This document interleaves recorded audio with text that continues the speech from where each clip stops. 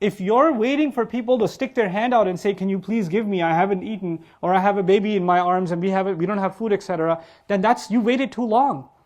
And تحسبهم الجاهل أغنياء من التعفف تعرفهم بسيماهم. When people don't beg and we assume they don't need, there's a problem. The jahil thinks that they have no need, Quran says. The ignoramus thinks that this person's doing okay because they didn't beg. That's not how we're supposed to be. تَعْرِفُهُمْ بِسِيمَاهُمْ. You'll recognize them by the marks on their faces. In other words, you're going to look at people and say, you look stressed out, is everything okay? Yeah, alhamdulillah. No, let's sit down and talk. And that's how you get to know. This compassion is being talked about. Why would somebody do that? Why would somebody be so caring about somebody else when they're not lost in themselves? When the only thing you and I are thinking about is ourselves.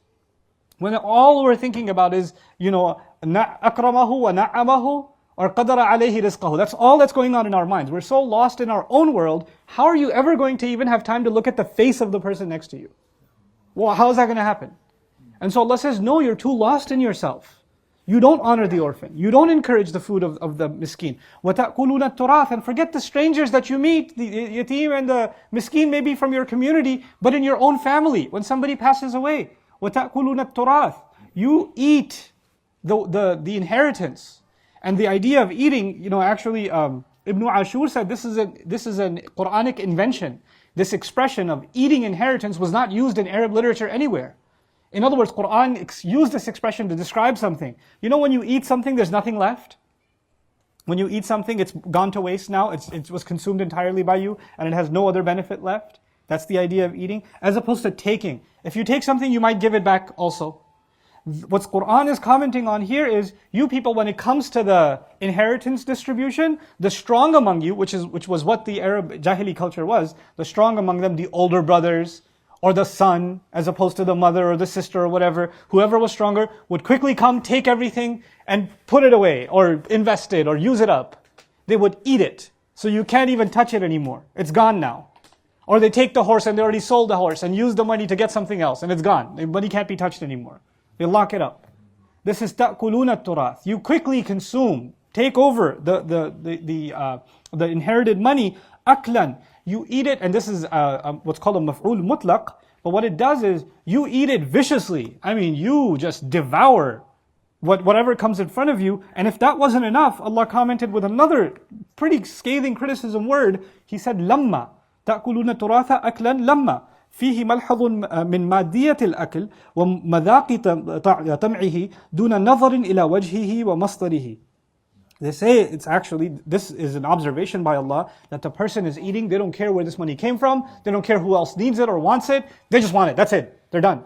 And lamma comes from lamam in the Arabic language, and lamam means to quickly gather something, even something small, like a lock of hair when you make a ponytail or whatever, that's also called lamma sha'r. Okay, lamma is a small group of people gathering small things together. When he says akla lamma, it's like, like if somebody's so hungry that they're eating and then there's crumbs and they're like, I don't want anybody to touch even a single crumb, and they want to get all of it. This is lamma. They don't want to let any of it go. Not even a small thing. Just consume all of it. This is how greedy you people are. وَتَأْكُلُونَ التُّرَاثَ أَكْلًا لَمَّا.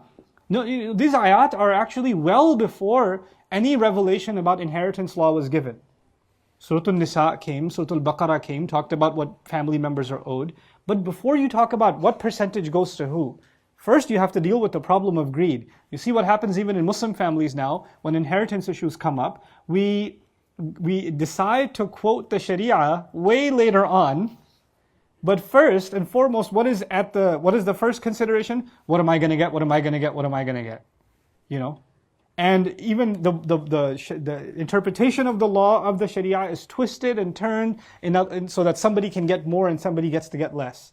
Like, what happens in many countries nowadays, you have brothers. Some brothers live in one country, some brothers live in another country. The parent passes away, there's a house, there's a property, there's a farm, there's whatever else. And now there's this big mess. Who's going to get what? And the ones that are in the home country say, no, we're the ones that are here, we're going to keep it. You guys do your thing, alhamdulillah, you're doing okay.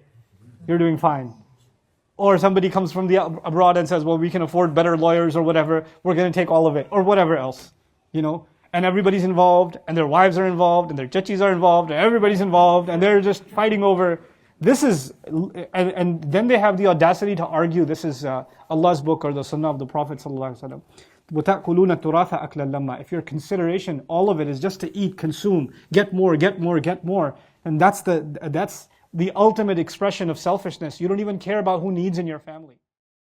Hey guys, you just watched a small clip of me explaining the Quran in depth as part of the Deeper Look series.